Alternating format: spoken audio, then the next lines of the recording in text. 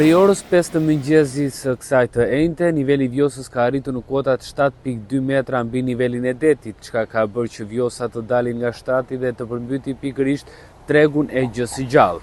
Ndërkohë që ujërat e vjosës kanë prekur edhe disa banesa në shtratin e lumit të vjosës, konkretisht rreth rrotull banesave, por jo në brendësitë të saj.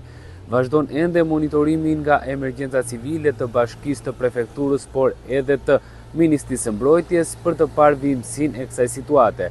Prurjet nga ana e Tepelenës, Gjirokastrës dhe Memaliajt vijon të jenë ende, çka do të thotë që niveli i vjosës do të rritet ende në orë në vijim.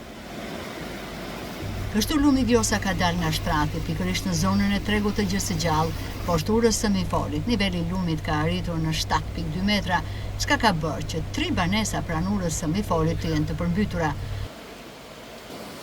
Ndërkohë shtabi i emergjencave civile është në gatishmëri, por ka njoftuar dhe banorët e zonës, pasi sipas parashikimeve meteorologjike në zonën e përmetit të Gjirokastrës dhe Memaliajt pritet të ketë rreshje të dendura shiu, të cilat mund të rrisin dhe më tej prurjet e vjosës.